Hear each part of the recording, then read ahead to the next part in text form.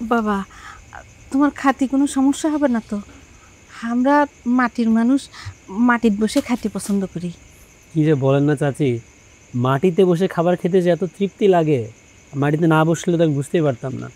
প্রথমবার যখন কবিতা আমাদের বাসায় গিয়ে খাওয়ার জন্য মাটিতে বসে পড়লো, আমার কাছে খুবই বাজে লাগছিল ব্যাপারটা, কিন্তু এখন আমি বুঝতে পারতেছি মাটিতে বসে খাওয়ার পেছনের কারণ। আরে বাবা, গ্রামে আসতে না আসতেই শহরের ফুটটা মাথা থেকে নেমে গেল। ভালো ভালো, খুব ভালো, ভেরি ইন্টেলিজেন্ট ব্যাপার। এই যে আবার ভুলভাল ইংরেজি বলা শুরু হয়েছে না? আমার না ভালো লাগে না। তুই কি শুরু করলু? ওমরা হচ্ছে আমার বাড়ির মেহমান, ওই মেহমানের সাথে তুই কোনো ঝগড়া করবি না। থ্যাংক ইউ চাচি, আপনি খুব ভালো একটা কথা বলছেন। আপনার মেয়েকে আরও ভালো করে বকে দেন তো, আর কখনো যেন আমার সাথে ঝগড়া না করে। ঠিক আছে বাবু, ওই আর তোমার সাথে ঝগড়া করবার লাই। এখন তুমি ঠান্ডা মাথায় চারটে ভাত খেয়ে নাও। ও কবিতার মা, ভাত দাও।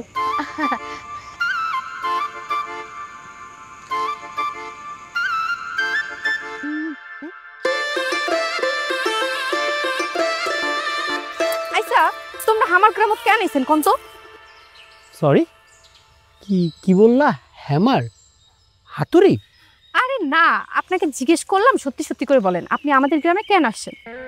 ও আচ্ছা, এই কথা। আরে ওই যে আমাদের বাসার সিকিউরিটি গার্ড ছেলেটা আছে না, বক্কর, ও হঠাৎ করে বলতেছিল ওর নাকি খুব শখ হয়েছে আমার বউকে দেখার জন্য।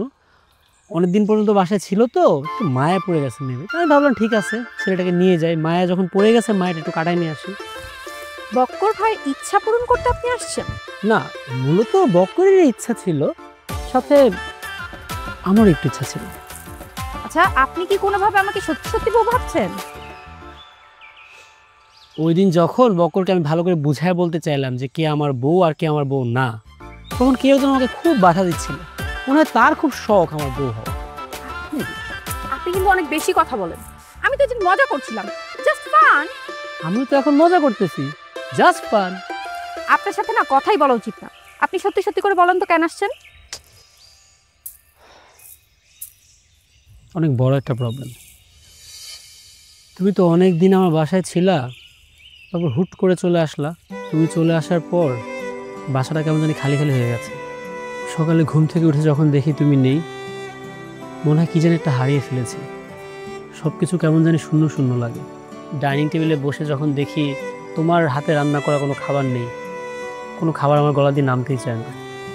তুমি জানো, তোমার হাতে রান্না করা খাবারটাও আমি এখন অনেক মিস করি। ডাইনিং টেবিলে বসে যখন দেখি অনেক খাবার আছে, কিন্তু একটাও তোমার হাতে রান্না করা না, কোনো খাবার আমার গলা দিয়ে নামতেই চায় না।